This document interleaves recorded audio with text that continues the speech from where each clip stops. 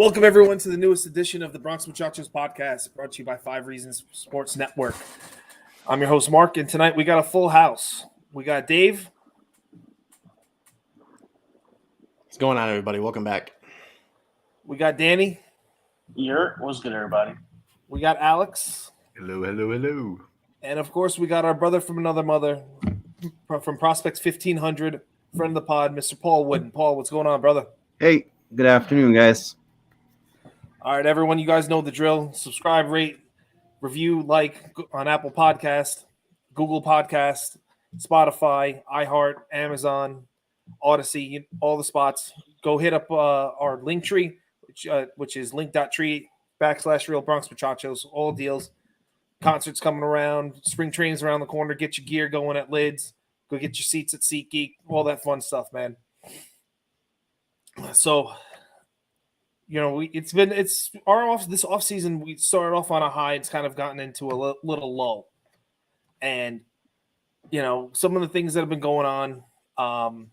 We're still, I guess, in the long run, we still have a couple of major spots to keep looking at, and one of the big things is always looking at left field. So, you know, Cashman this past week, he was on the GMs, and he was kind of doing a few things. And he was talking to Jim Bowden, and he's told Jim Bowden that as of right now, he believes that Aaron Hicks, barring any trades, barring any signings, Aaron Hicks is going to be the starting left fielder. So, Paul, what are your thoughts on this? I mean, I think Hicks would be all right getting rid of the shift. I think he's going to be an average player. I don't think he's going to be anything extraordinary. I got a couple names that I tossed around. I mean, Florial's out of options, so you have to leave him on the big league roster. So that's an option, obviously. And dark horse, Willie Calhoun. That was a good signing, I think. I mean, he did really well in 2019 with the Rangers, and then he kind of had some issues and some health issues and stuff. So I think that's like a dark horse guy. And then obviously you have Cabrera there too. I really like, the more I look into Willie Calhoun, that kind of keeps sticking out to me. You think he's the first? You think he should be the first choice over, say, a Florial? You don't want to. I think is the Florial ship? You know, has that ship sailed?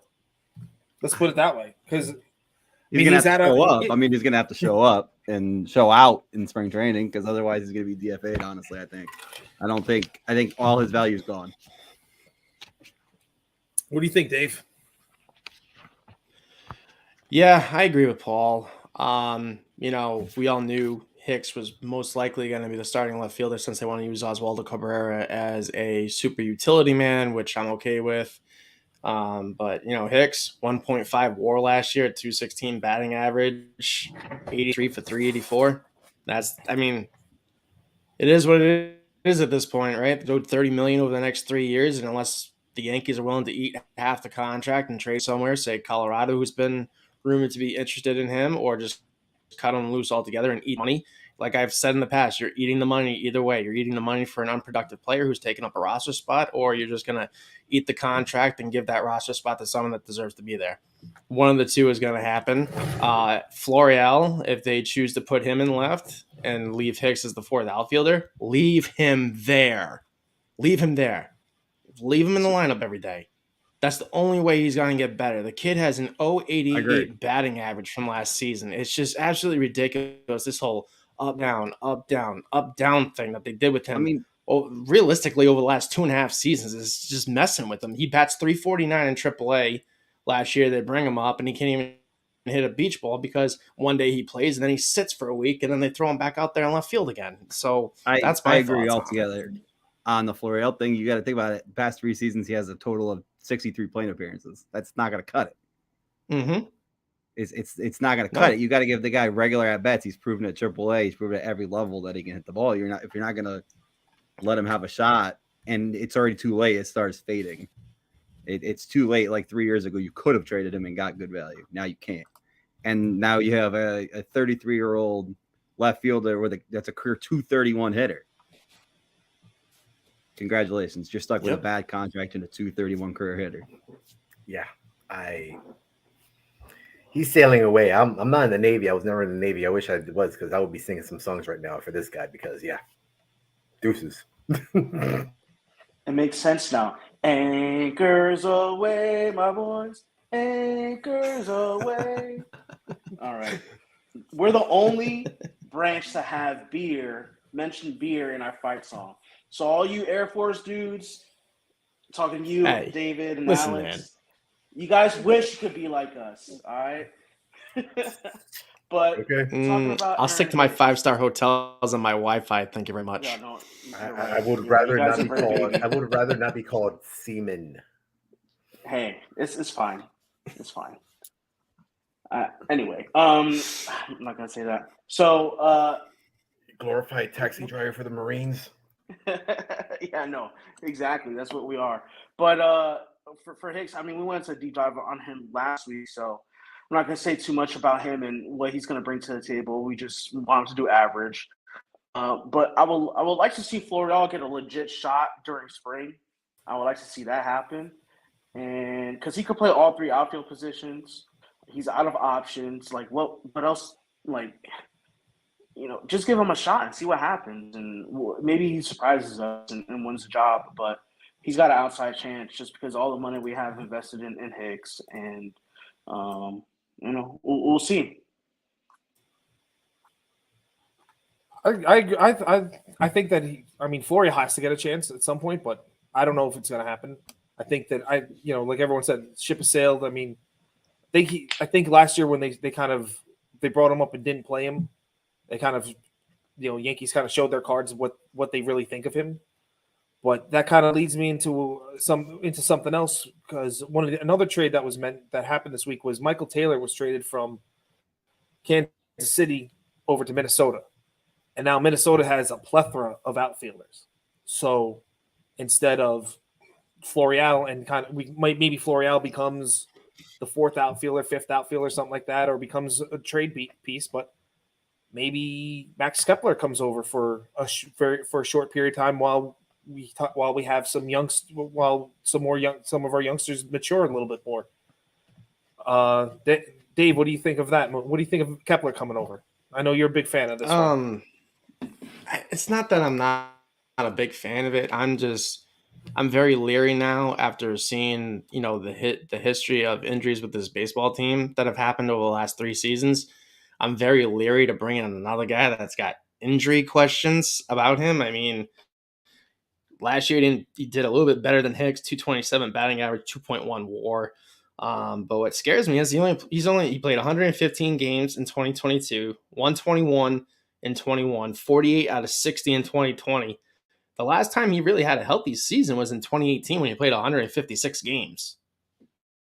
I mean, he's at the tail end of a $32.5 million 5-year contract. He's a free agent at the end of the season. He'll be a 1-year rental, but I don't want to see them give up top prospect capital to go get him. I don't want to see another Andrew Benintendi situation. Granted, those guys we gave up were going to be Rule 5 eligible anyway, and we're at the bottom of our top 30, top 50 in Yankees prospects rankings. But if he can come here and be productive and be healthy for a year until they can assess how soon Dominguez and Jones will be here, I'm fine with it. Like I said, the only thing that scares me is the injury history and whether or not he can stay on the field.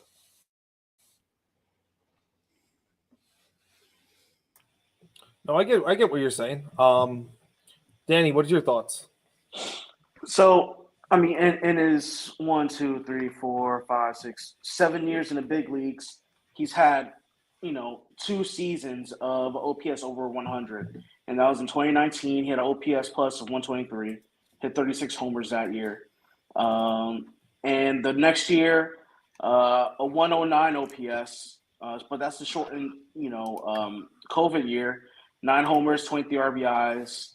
He doesn't hit for much of an average, but maybe with the shift kind of ending, maybe he could get to that 250 range. But he'd be an interesting guy, but still, he doesn't move the needle for me. Like, I don't see the Yankees improving because we have Max Kepler in left field. Like, I feel like he's the same type of guy as Hicks, in my opinion. They're gonna just hope for average, and they've each had one good year in the big leagues. And it doesn't push us over the hump And by any means. to piggyback off of what Danny is saying too, if you bring Kepler here, you still got to find a way to get somebody off this roster. That's the problem too. You got to find a way for someone to disappear. That's either Hicks, Donaldson, or Florial. Something's got to give. Well, I think you could also try to make a move for IKF. I think Minnesota wants to get like the IKF would love to get him back, and especially they can move if you can move him around, put him at second, put him at third. I mean, for Minnesota, that might not be such a bad idea. Yeah, they wanted him so badly they traded him to the what's your Yankees for thoughts, man? Gary Sanchez and Gio Urshela. I mean, they don't really want him that bad. They need to traded get him more 24 hours after they right-handed. got him from Texas. Yeah, but they need to get That more doesn't- right. yeah, but they're extremely left-handed. but in order to get rid of Donaldson, they had to put in some stuff, Dave. Like Yankees weren't taking Donaldson for Gio and Gary Sanchez. They needed things back, and getting Bren Rovert and getting IKF was the price that Minnesota paid to get rid of Donaldson. So it's not one of those things like, oh well, we got him. They got him to move him. They knew they were going to move him. That kind of what was where it stood for them. But let's swing this over to Paul. Paul, what do you think about Kepler? I'm not for the move because that's the thing. We don't have a place to put him because we got to move someone else. But I think that the ballpark plays into his factor. Being a left-hander plus the shift is gone. I think the ballpark plays into his factor. It's a much more hittable ballpark than the Twins ballpark was. As far as getting rid of IKF for him, not doing it. Because I don't want to end up with injuries and end up with the rotating middle infielders of like the Marwin Gonzalez's, the Taylor Wade's, the Andrew Vasquez's of the world that we went through. So if you have a reliable hitter, I don't want to do that. Like I have a guy there that can actually hit and can actually field when I need him to, rather than just take up some scrub off the street, essentially. Yeah, no, I think the feelings all went unanimous for us because F that. Sorry, but like F that guy. Like I'm not even gonna like sugarcoat this at all because like we have prospects that are some are projected for outfield, like projected 2023, 2024, and everything like that. I'm like, I would rather roll the dice and what we have right now, and hopefully somebody does good, so that way they can become trade bait and we could get rid of them, and then we could just bring someone up from the system instead of having to like, oh, this guy's good or that guy's. I'm done with the dreams. I'm done dreaming. I'm into the area of going like the Braves and just going all in on my prospects and saying, you know what, let's do what we got to do. And you guys have been in this organization from day one. Do what you got to do for this organization. I'm in your Alex. I'm actually kind of in your boat.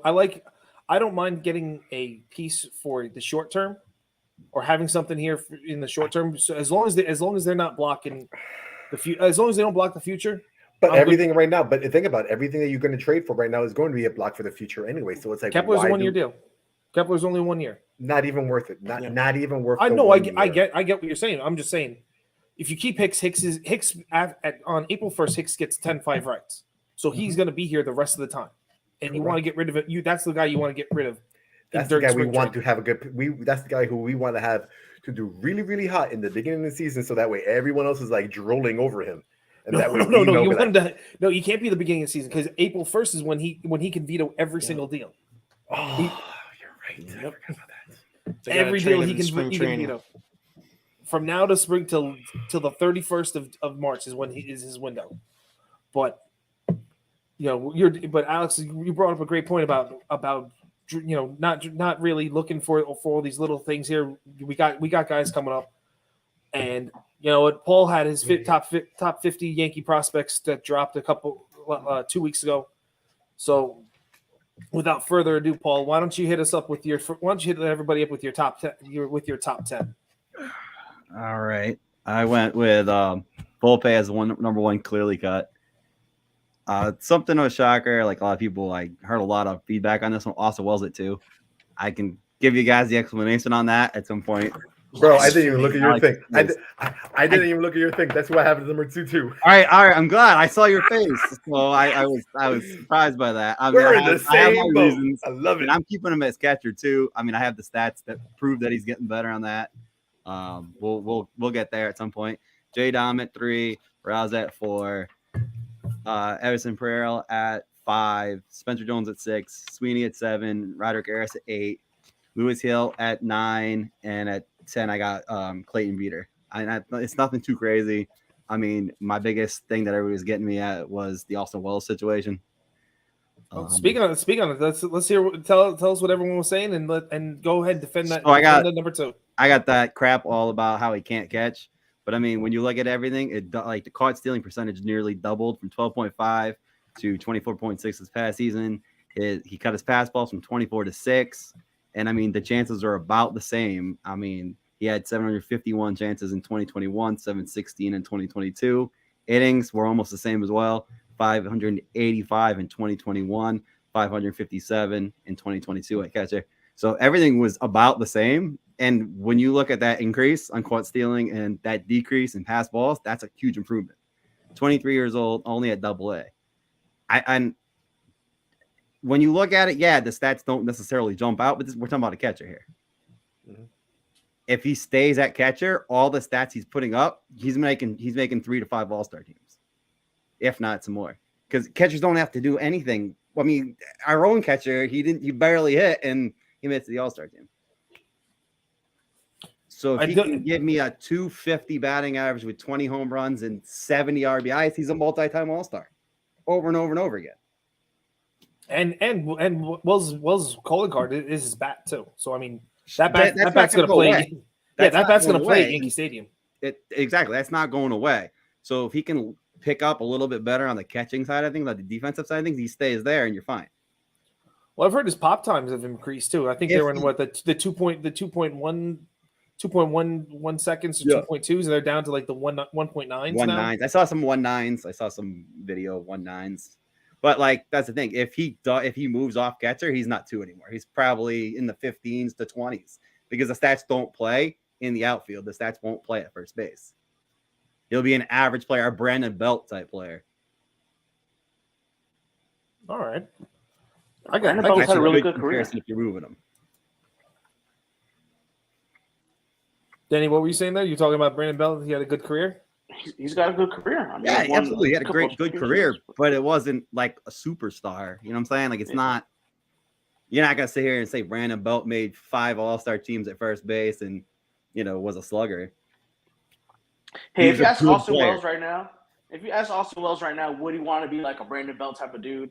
Be on? Oh yeah, you take that all day at catcher. Yeah, 100%. You take that all day at catcher. At first base, I don't know. I'm just the guy that wants somebody who's gonna hit the ball. Mm-hmm. Mm-hmm. That's really good though, because like I have him as number 2 as well, but my reasoning is more for like I feel like our weakness is still going to be in the catcher area, and like I don't trust Higgy. I just don't, and I would rather have Wells be the number 2 catcher over Higgy. Like that's my reasoning. That's why I would rather have Wells over Peraza or J-Dom. Like I have like Wells making his debut this year. I do think it happens. I think that something happened in the catcher spot and he's next guy up. I definitely agree with you on that area. I don't think he breaks camp. You got multiple other, options. You get another, on the 40 man. Just don't think he breaks camp. Yeah, I agree.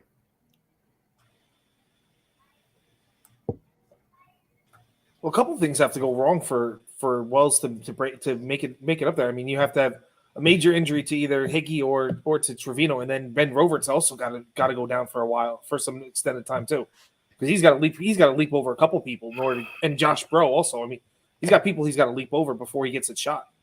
So there's a lot of things that got to go wrong. I mean, yeah, you're right, but he still has the ETA that he should be projected to be coming up by 2023. I think he already jumped Josh Bro. I put him in. I don't know that. Yeah. No, I get Josh what you're Bro on the Yankees top 30 Josh Burrow in the Yankees top 30. So he jumps Higgy or Higgy gets hurt. Ben, he may not be hitting, and Austin Wells may be hitting, and they might go, "Hey, all right, here it is." Exactly. I got you. I'm with you guys. And you were saying, and Alex, you were saying before that you think that there's a kind of a dearth of Yankee prospects at catching. Paul, can you go? No, not a girth. No, I think dearth. I said dearth. Dearth. Oh. I mean, not deep. They're not. Oh yeah, deep, not at all. No, not at all. Well, it's Austin Wells. That is it. Well, Paul, My can you opinion go right through? Can you go through your list of some of the other catchers there? I know guy we all like is Gomez. Paul, you and I have talked about Augustin Ramirez as well. I mean, there's a few others that.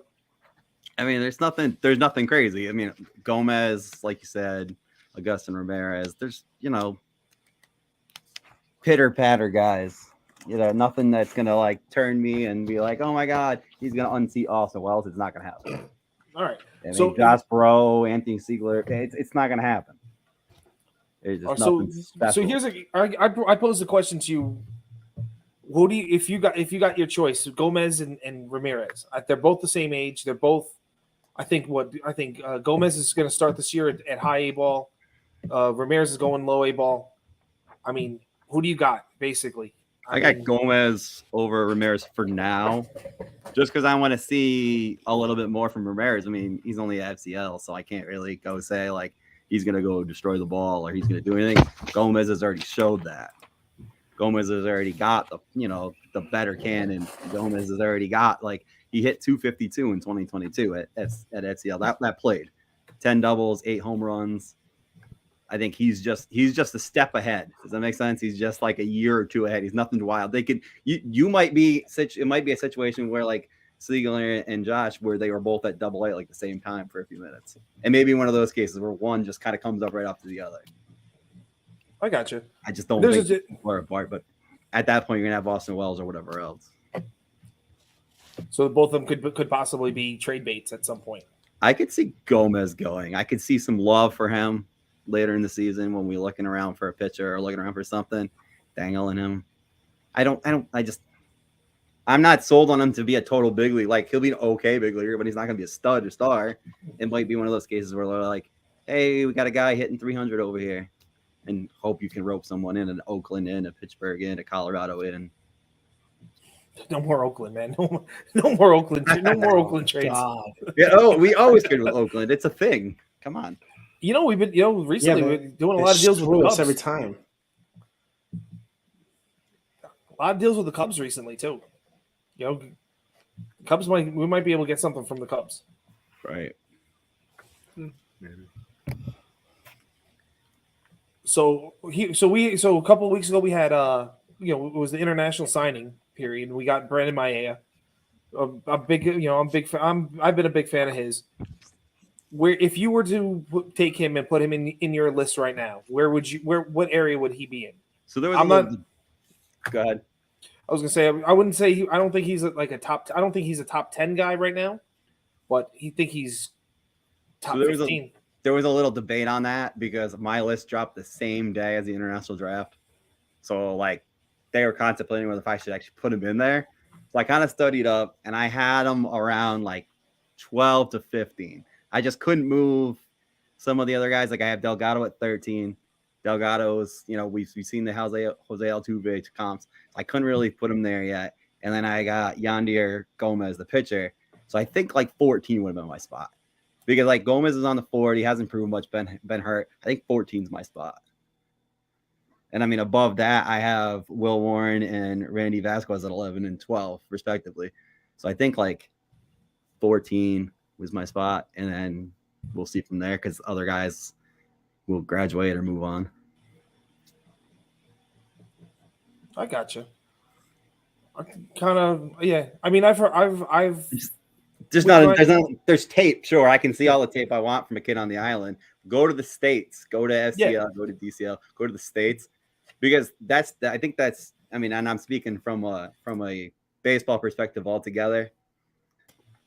The problem is when you're not in the States, whether if you're on the islands or wherever else, and then you go to DCL and FCL, it's totally different when you come to the States. Your life, your career, The pitching's better, the hitting is better, the fielding is better. Totally different topic. A lot of those guys flame out in the FCL and DCL. Like, yeah, you sign them for 150K. They come over here, those places, the FCL, DCL, and they fail.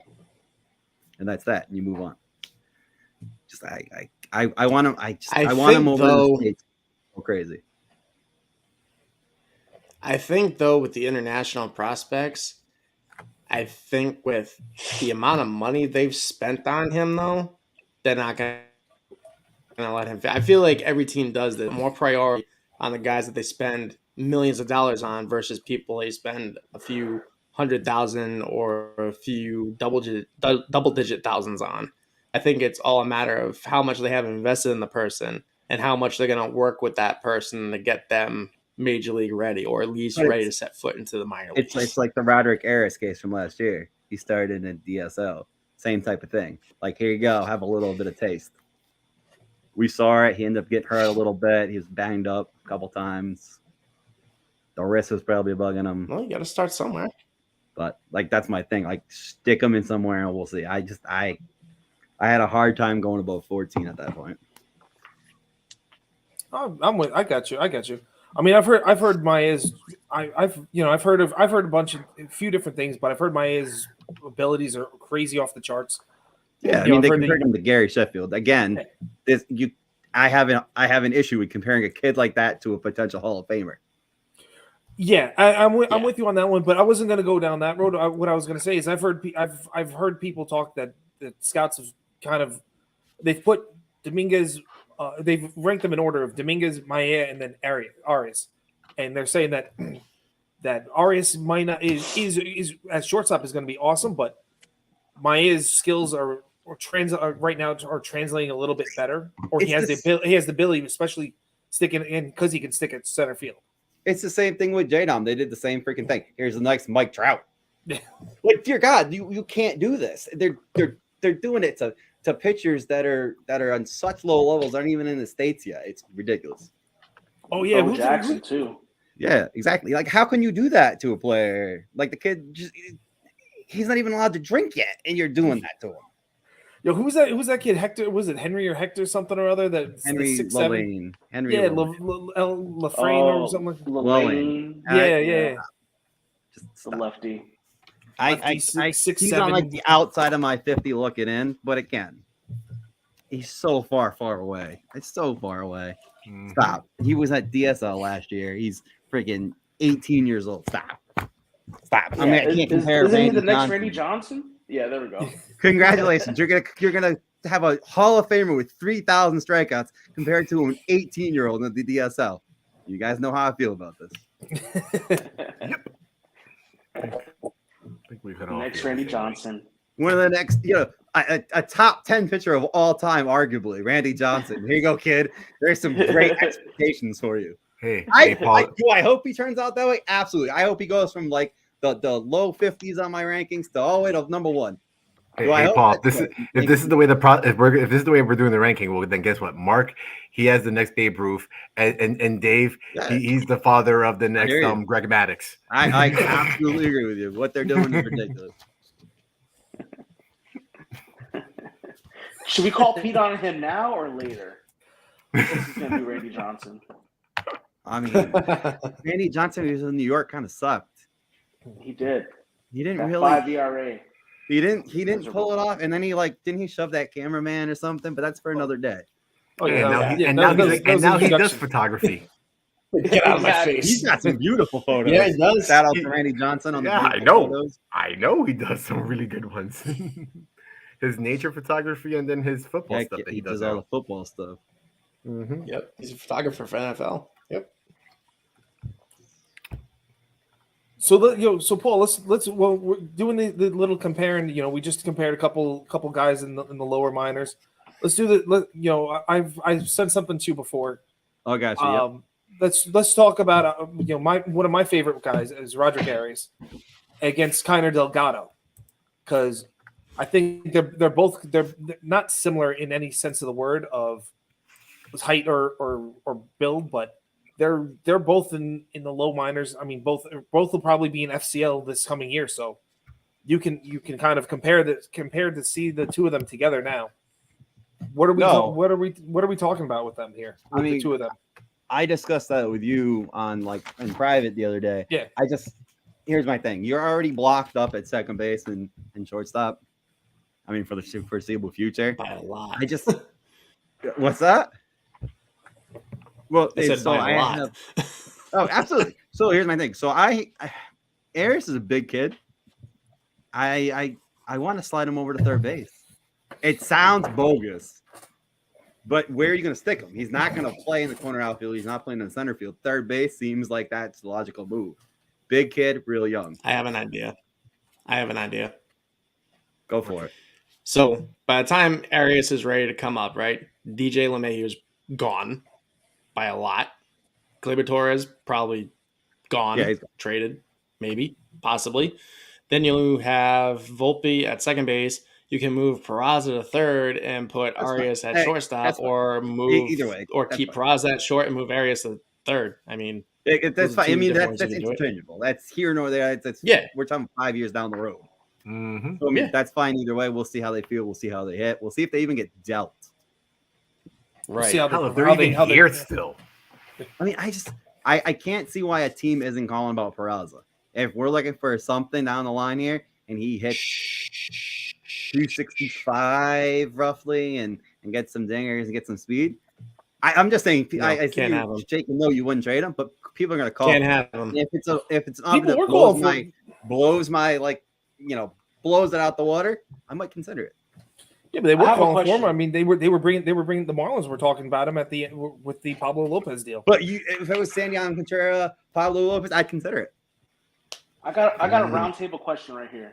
What's up? Is Oswald Peraza our shortstop in the next 5 years? I'll start. Go ahead, Dave. We already know your answer. I'm going to say yes. I'm going to say yes. They've been holding on to him forever. They refused to deal him for Luis Castillo. They refused to deal him for Pablo Lopez. So if you're going to just hold on to him, you might as well play him. Otherwise, what the hell are you doing? Mark? I'm going to go with yes. That's a tough. See, I want my heart. My head says yes. My head says yes. My heart says the Yankees are going to give Volpe every opportunity to take that position from him. That's what. So going back to what Dave said, it wasn't just that they said no, that the Yankees held on to him for Luis Castillo. They wanted Peraza and they wanted Volpe for Castillo, and they were saying no to that. They wanted with Pablo Lopez. They wanted at the end they flipped off. I think it was Hicks. It was supposed to be Hicks and Torres, and they changed it at the last second for. Hicks. Hicks and Gleyber Torres. Then they flipped at the last second to go to Gleyber and Peraza, and that's when the Yankees said no. I think if there's something that's a really, really, really good, like if there's a top end kind of guy, there's a chance that he's dealt. But I think within these 5 years, I think he plays. I think he gets an opportunity until the Yankees want to put. I think the Yankees will look for a way to put it in just to satisfy everything because they keep saying Volpe's Jeter-like, and they're going to push for that. That's where I'm thinking that's going to happen. Paul, I'm kind of on Mark's side on this one. I think that maybe he starts the season at shortstop, and they're gonna start Volpe at AAA unless he blows. I mean, he hits like crazy. But I think they keep trying him at shortstop, and they're gonna love him at shortstop, and that's just gonna happen. It's just gonna be what it is. And I think Peraza ends up getting moved or dealt. I just hope it doesn't turn into an Andahar situation where he had one great year and we held on to him for too long and there's no value. Yeah. And he's DFA'd over and over again. Andahar separated his shoulder. That's where he. Yeah, but that's it. Like Peraza gets hurt, you're gonna ship off. And they just didn't give Andahar a second chance. They didn't give him another opportunity because Gio was a better option. I mean, well, Andahar also he didn't separate his shoulder. Yeah. He tore the labrum in his shoulder in his throwing. Whatever he did, you got to give him another. They just got to give. I felt like they had to give him another real shot. But anyway, all right, Alex. Oh, sorry. Nope, Oh, good. Okay. Yeah. Yeah, no, I think it's going to be Volpe. I don't think it's going to be I think we might do they might do it, not me, because if I was in charge, the team might be destroyed right now. But I think what they might do is they might deal Glaber eventually. Hopefully, a deal's going to come in eventually for Glaber, and then if that happens, then they're going to start putting Peraza more at second to try to get to that way, because they also see the future. And like, yeah, I understand we're all talking about like, what is, and what we just said about like, they were getting nothing with from the islands and all that kind of stuff, and now they're going to be getting more stuff. But like, I think rather Eris is like it once Eris is ready to hit it.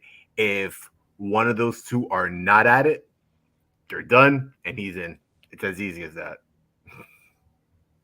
I think it's super interesting for Peraza because Dave, you're right. You hit a lot of good notes with saying they cut them from these big time deals. I think that if Peraza puts himself into like the Rookie of the Year consideration for this year and finishes like in that top 5, and then has another really good year, I think the Yankees will give him chances until he just proves that he can't do it anymore. So, but those are really big what ifs. Yeah, no, for sure, 100%. But these these first 2 years for Peraza are going to be super important. If he fails within these next 2 years, then I say there's no shot that he's going to be our shortstop in 5 years. But if he excels and puts himself into that conversation as being like maybe a top 10 shortstop, you know how LB Network is doing the top 10s right now. If Peraza could force himself in that top 10 within these first couple years, then the Yankees are going to continue giving him chances to see if he can recoup that until he can't do it anymore. Kind of like Gary. Gary was with us 5 seasons, 6 seasons, and then finally proved he couldn't do it. So Gary proved he couldn't do it like 2 seasons before he got traded out. So exactly. But they wanted to see him try to do it again, and then he couldn't. So I say Peraza will be our starting shortstop in 5 years, or for the next 5 years. You really think so? I think so. And one other thing too, this kid's already drawing comparisons to Jeremy Pena from scouts and other teams. Like they're gonna give him every opportunity to fail, essentially, and they're just not gonna give it. They're just not gonna give up on him. He's under team control for the next 4 or 5 seasons. So we'll just see what happens. I told you guys before, I'm for Peraza at short, Volpe at second, call it a day. Oh, I'm with that too. I just think that the Yankees will. I think this season definitely the Yankees are going to go or will have Peraza at short. Excuse me. Mm-hmm. I think after that, I think that they are going to look for any opportunity to push Volpe to be the shortstop over Peraza after the season. Yes. I think that's how they're going to play it out. I think that they are invested a lot in Volpe.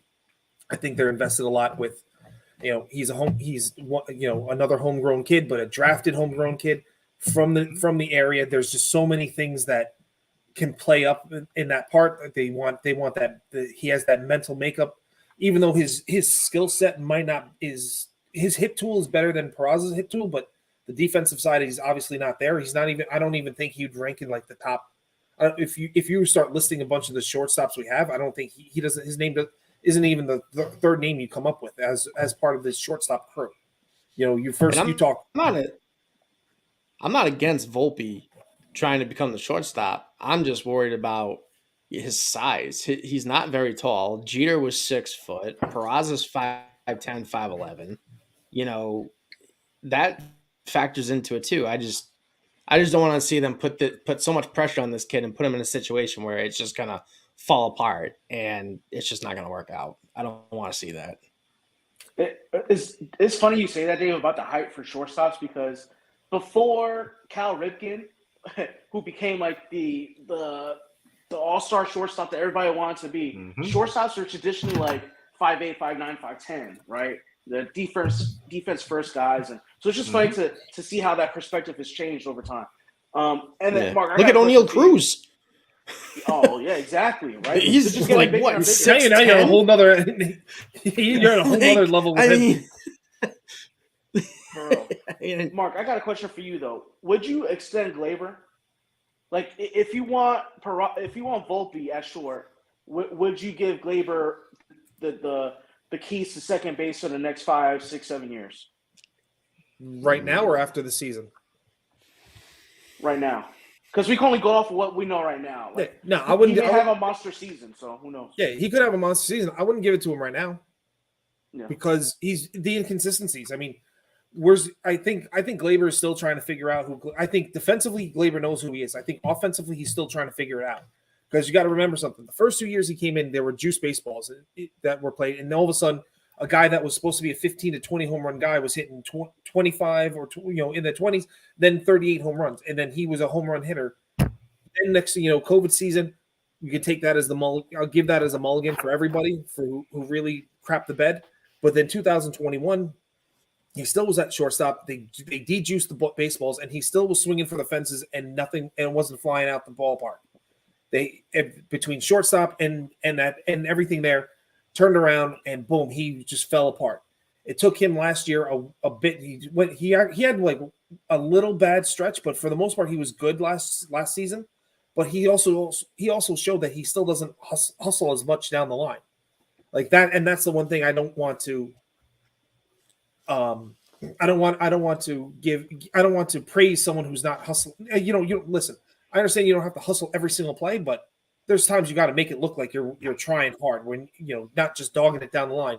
And you got Aaron Boone saying, "Well, he really tries. He's really trying. He's really trying." I mean, how many times are you going to sit there and say, "Oh, he's really trying to get down the line. He's really trying. He's not really trying to not hustle." I mean, it kind of should. You know what I'm saying? Like there, at some point, like the excuse, you as the manager can't give him any more excuses. And he is he's what 25 years old, doesn't have any more excuses for not showing up and not doing these things.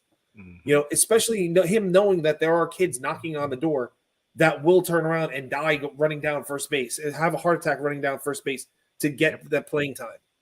So I can't give Glaber that extension right now. Hey Dave, just to your whole thing about the height thing, like the difference between Peraza and Volpe's height is just an inch. It's just an inch.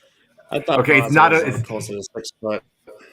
Peraza's 6 foot even, and then you got Volpe, he's 5'11". So let me just throw something out here.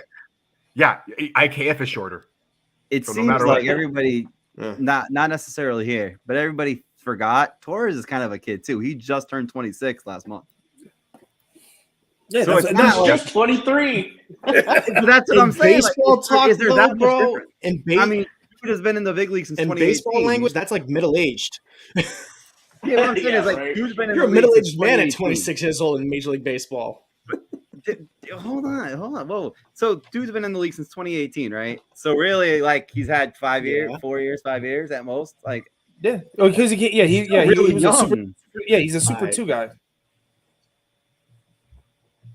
There's prospects in the minor leagues that are 25 and 26 years old still. Aaron Judge made his debut at what, 25? Don't suck. Yeah. Yeah. So that's what I'm saying. Like this kid is still young. Yeah. You're right.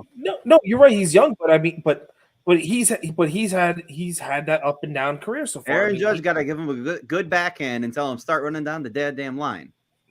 No. That's what needs to happen. This is a really good one. They brought him up. You know what? Yeah, he says that, and then after he says that, be like, and if you don't do it, you see Gary Sanchez? Yeah, you don't see him anymore. That's where you're gonna be. You want to be in Minnesota, bro? Let him come on, man. We'll send you to Alaska's AAA team. They don't got one, but we're gonna send you to them. For real. Yeah, that's good point. I mean, forget when they brought Glaber up in 2018, you had the likes of Neil Walker playing second base, Ronald Torreyes, Tyler Wade, Brandon Drury. I mean, a Danny Echeverria at the end of the season. Like, it was second base. They had no choice but to bring up Kerr because they had a revolving door. Although Echeverria did make that one really good play that one time. I don't know. It was like a diving play. That like, was against the nasty Blue at third Jays, base. and that Like was jumped it. like 10 feet in the air and grabbed the ball. Exactly. Yeah, but Yeah. Torres came That was up in it, what, bro. I like was at the end of like, April, damn. early May, or something like that. Torres got a good amount of time in 2018. Beginning of May, it was against. Yeah. He came up like the second week of May against Cleveland. And his like second or third at bat was the walk-off home run against Cleveland at Progressive Park.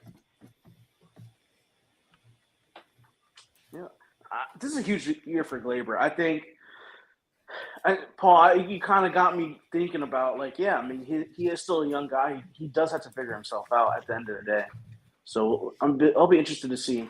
But within the next couple of years, a lot of guys are going to be knocking on the door. Trey Sweeney, that we haven't spoken about today. Oh, no, I hear you. He's got to Yeah. prove. This is the year he's got to prove something. There's a lot of guys right there. I hear you. I'm just saying, can't necessarily give up on a 26-year-old. 100%. Oh, Danny, I want to piggyback off that with Trey Sweeney. Paul, have you seen any new videos of Trey Sweeney? Because I keep hearing that they broke down his swing and they revamped his swing. There was a workout where he was in some cages. I did see that. He was hitting some live balls and some tee work. I didn't see too much more. I know he's down there, possibly, but I did see some tee work stuff and some live ball stuff. It wasn't too much of anything. All right, yeah, because I've heard stories that they Paul, just real tore down his swing What and up? were just building it back up. All right, you go, Danny. Paul, real quick, since left field has been the topic of discussion tonight, who do you think we see first, Spencer Jones or Jason Dominguez? Dominguez. He's already at AA. Dominguez. It's gonna be a quick one. But like I think I mentioned it last time too. I think like this is a case of they're not very far from each other. It's a couple of weeks, a couple of months. It's just a matter of Dominguez is already there, and it's a matter of you got to put him on the 40 before Spencer Jones as well, because the year's in difference. I think that's the case, and I know we touched on the Delgado thing. We didn't loop back around that, and I told Mark the other day, I wouldn't mind seeing him in a corner in the future. I mean, that's years away, like a Juan Pierre type. Get on base and run. Get on base, and that's literally what he does in the minor leagues. He gets on base and he runs. And I mean, he had more walks than strikeouts last year. Again, DCL. I'm not running into that anything crazy, but I mean, I just something about a Juan Pierre type player. I'm a guy for speed. You guys know that. Lead him off. Go run, boy. If Alexander Vargas could hit, do you think he could be a Juan Pierre type of guy? I mean, you could put that guy in that big triangle right there, shortstop, second. I said, yeah, but if he could hit, do you think he could? He doesn't have Delgado speed, but sure. You know, I was big on Vargas last year, but he had a really bad year at low A for Tampa. Yeah. The strikeouts were like astronomical. So I mean, he's got the swag. He's got the attitude, but it's not relating on the field. I'm kind of disappointed by that. I found a comp that worked really good for me because I was really baffled how he's really got a good swing, but he's only hitting 200. Jorge Mateo kind of kept coming up as a comp every time I looked around. A guy that took a little longer to develop, had some speed. Hey, everyone loved him, and then he finally got into the big league utility role, and he's now having himself an okay career. I think that's the best comp for me. That's a pretty good one. Barely hit 200, but provide good defense and do all that. So we'll see. Cool. So all right, I gotta. I'm sorry. You go, Danny. I just want to talk about Trey Sweeney a little bit more, just a little bit, because I really like him. I see him as like this power hitting corner infielder, despite him playing short. And I mean, he's at 15 pounds since being drafted. He was at 200 when he first got drafted. Now he's 215. He's like 6'3", 6'4", high leg kick. I just love the way that plays and the way it could play at Yankee Stadium, especially like at third base. I agree, but again, you're talking about the block in the middle infield, so like that's another guy that you could think about moving to left field or right field too. I think he's fast enough where he'll just he'll be efficient enough to hold it down. You know what I'm saying? Like, Yeah. he'll be okay. I like him at third, just because he's played there in college. He did that, in high school as well. Oh, I hear So, you. Obviously the ball gets on you a lot quicker at third base, but if he could find a way to just be adequate at third, No, I hear you. He's got the long action too, which will help him at third base. for sure. I like him a lot. I got a question. Yeah, go ahead. Okay, I was gonna take a different direction for a second here, and then Daniel, swing back to you. Yeah. So MLB Pipeline put out their top 100 today, and so the only and for Pipeline, the only 3 Yankees that came out there was they had Volpe at number 5, they had Dominguez at 47, and then they got Praz at 52. And Paul, here's my question for you: one, is there prospect fatigue going on for Dominguez now?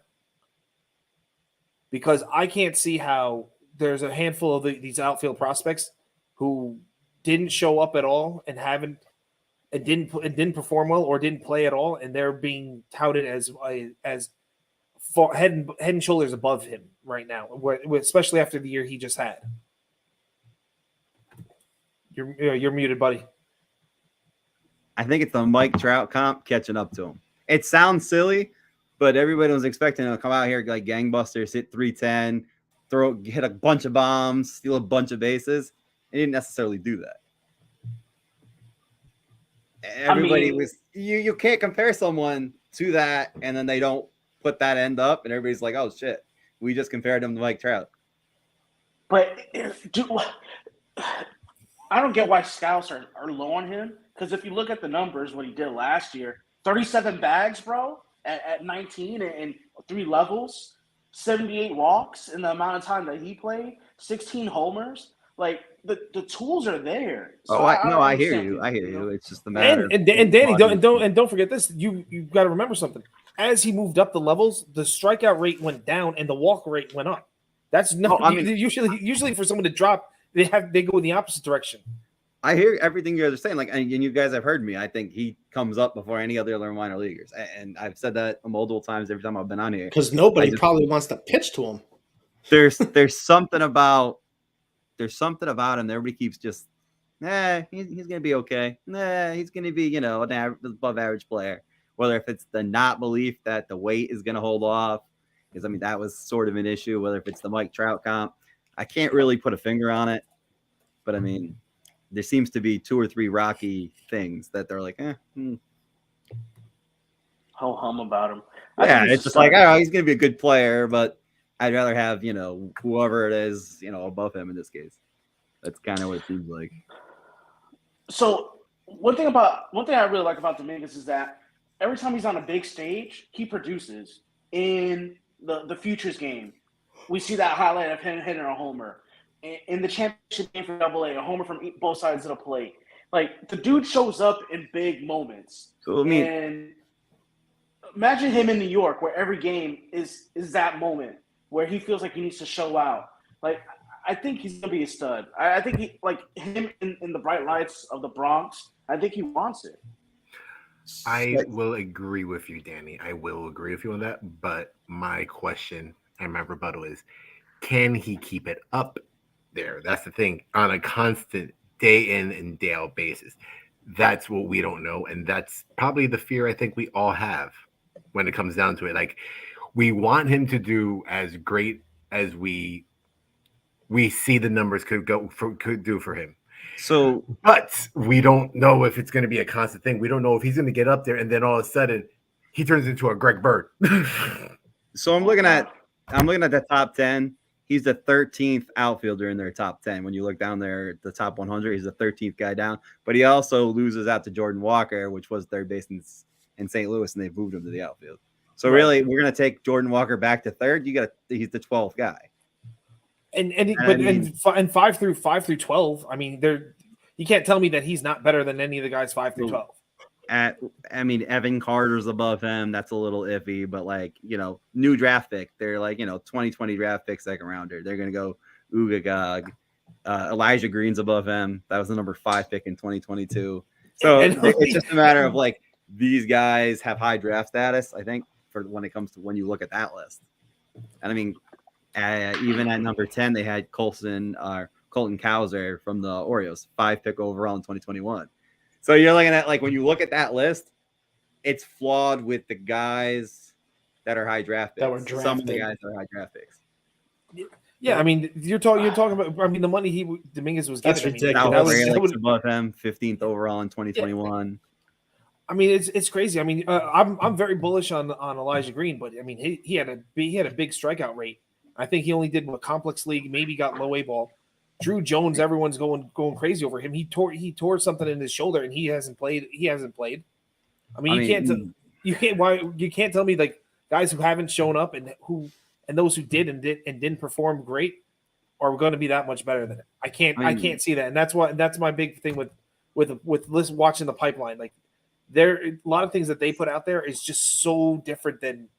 And Paul, you know, I've talked about this on the side, but the way they look at it is so different than everybody else.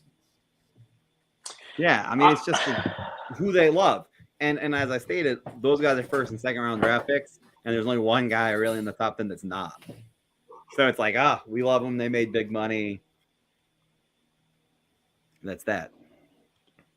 I'm right there with you on with Elijah Green, Mark, because coming into the draft, I really love to swing, and I love the fact that a black dude, you know, black players are getting their play, and especially the top 10 picks of the draft. I think 4 or 5 of them were black, which I love. But to compare him to Jason Dominguez right now, or even in the future, I still take Jason Dominguez just because switch hitter, and he's super toolsy. Elijah Green doesn't have the speed that Dominguez has, and you know, I don't agree with that at all. That's a really bad call by LB Pipeline. I don't agree with that. I don't. But you know, we're not scouts. But hey, here we are. We get to pretend we're scouts. Yeah, exactly. Which is a lot more fun, actually. It is. But did you sleep at a Holiday Inn Express? I did last night, as a matter of fact. That's how come I know about Oh, okay. Well, now you got it. You got it then. Okay. All right, Paul. I think after this we're gonna slow it down. We're gonna wrap it up a little bit. Maybe do some questions, but pitching. You know, one of the big things the Yankees can do, especially in their recently, is they've been developing a lot of pitching. So outside of some of them, you know, your Will Warrens and you know, Luis Heels and whatever, and you know, those are some of the main guys. But who else, do you think like a Randy Vasquez or Clayton Beaters, your Johnny Britos, you know, Yandris Gomez, those kind of guys? You think they have a full-on chance of staying as starting pitchers and are going to be worthwhile? You know, and worthwhile, I mean topping it out at like middle relief. Not middle rotation, not middle relief. Do you think? I mean, I don't see any of these guys as top of rotation guys, but I see them as they could make it to your number 3 guy at least. No, I agree. Like most of the Randy Vasquez's, the Burritos of the world, those are all just ho-hum number 3s, kind of get you by. Like JP Sears, it's like, he's ho-hum. He had a couple decent starts. Like Burrito's a great comp for him. It's the same type of thing, little kind of soft toss in, still has it there, but it's a soft toss type of thing. Ho-hum, we'll use him in relief. Ho-hum, we'll have a spot start. It's not exciting. You know what I'm saying? Like a Drew Thorpe excites me. Randy Vasquez excites me to a point. Those guys are like, all right, cool. These guys are exciting. They got, you know, good fastballs and they do really well. I mean, that's why I'm a gigantic Luis Heel fan, because I love that fastball. I love that. I just ho-hum. I'm just not totally excited. They're all middle relief pieces, or middle rotation pieces with the option of long relief. Well, how about this? When this kid makes it stateside, this one we're going to have a big conversation, which is Jerson Alejandro, who the Yankees signed. I mean, he's already thrown this. He signed during this international period. He's already throwing 98 miles an hour. But we talked about that already. He's 250 pounds already. So let's spread some of that. 16 years old. He's 250 pounds. Yeah, but he's not. But it's not. Yeah, but he's I'm not. not Yeah, but saying- yeah, I'm not but saying but that's he's a not bad like he's thing. like 5'11". He's 6'6". I'm not, 250 pounds. He better shred some of that, or he's not going to have any stamina at all on the mound either. Ah, well, you know, Go you play get him. You football. get him. Well, look at he's a Cologne. 16-year-old. As a 16, Mark, I told you this before, Mark. Like I can't get excited about a 16-year-old. No, I get you. Hasn't even pitched in affiliated baseball. You saw it. This is the Oswald. This is the Rodriguez type of deal. Yeah, He also was throwing 80 Rodriguez, yeah. miles an hour, or 98 miles an hour at 16 years old. Comes over to America and hasn't done anything.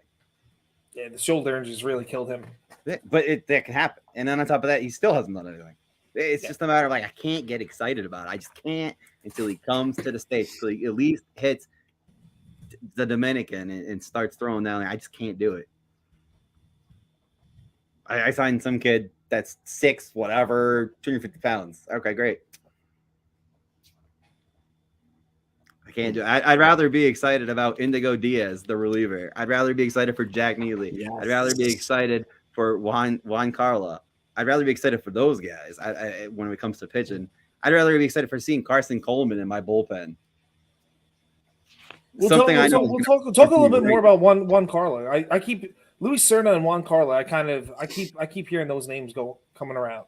The plus curve is sick. Good spin on that. The plus slider. He's got it, man. And they tinkered with his grip to help his slider quite a bit. They worked on that guy a lot. There is some video out there of that too. Worked on the slider to help it like shape better, a little shorter, a little tighter grip on that. Just overall, they worked on his 2-seamer and changeup as well. He's like a real work in progress, only at 21. But I think that he's one of those like sleeper type of guys that are going to sneak up and be like, oh, he's in AAA and look at those stats. And like, so all of a sudden he might knock at that door and be called up and everybody's like, oh, hey, who are you? He's one of them kind of guys. No one's going to hear about him. No one's going to see anything about him. And then he's just going to kind of pop off. I mean, it's the same thing with Panicle down at High A. Same type of thing.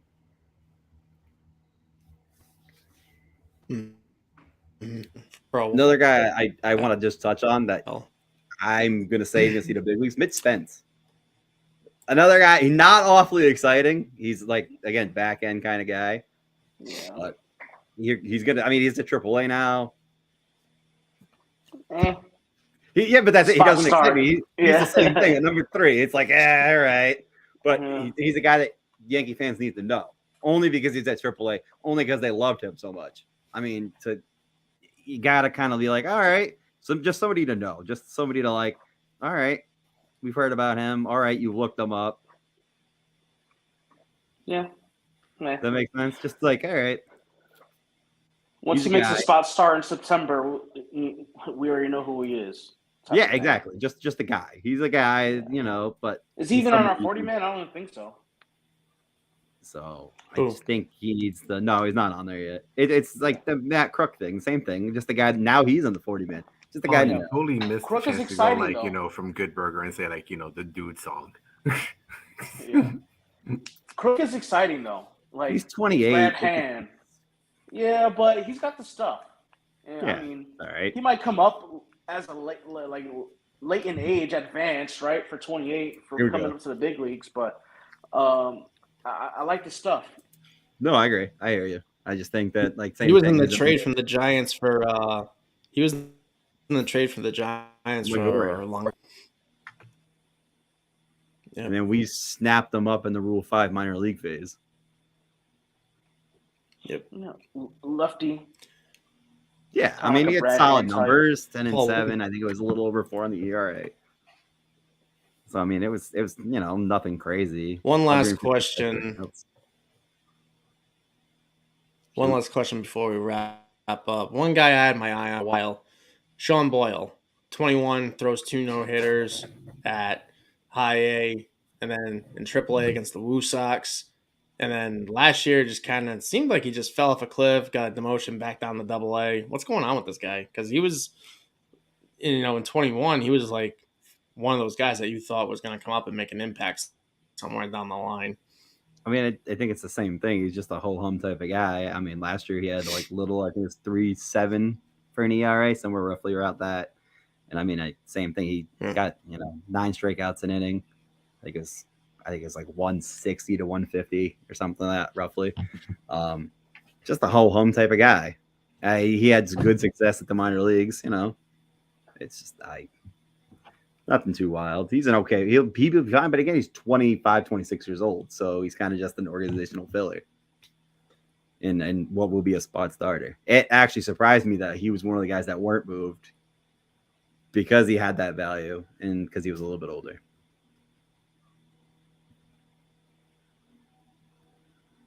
Gotcha.